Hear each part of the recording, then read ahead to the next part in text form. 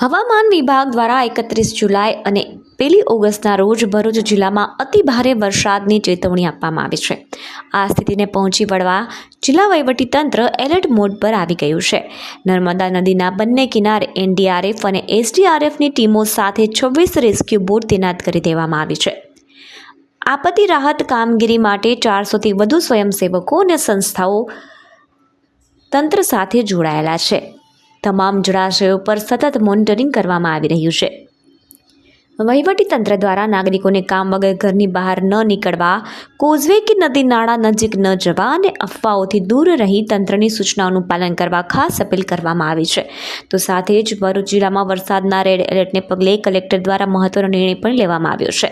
ભારેથી અતિભારે વરસાદની આગાહીને ધ્યાનમાં રાખીને વિદ્યાર્થીઓના હિત અને સુરક્ષા માટે આવતીકાલે એટલે કે શનિવારના રોજ જિલ્લાની તમામ શાળાઓમાં રજા જાહેર કરી દેવામાં આવી છે. જિલ્લા કલેક્ટરના આદેશ બાદ ડીઓ દ્વારા પરિપત્ર જાહેર કરી દેવાયો છે. આ સાથે કલેક્ટરે જિલ્લાની સમગ્ર જનતાને સાવચેત રહેવા અને જરૂરી કામ વિના બહાર ન નીકળવા પણ અપીલ કરી છે.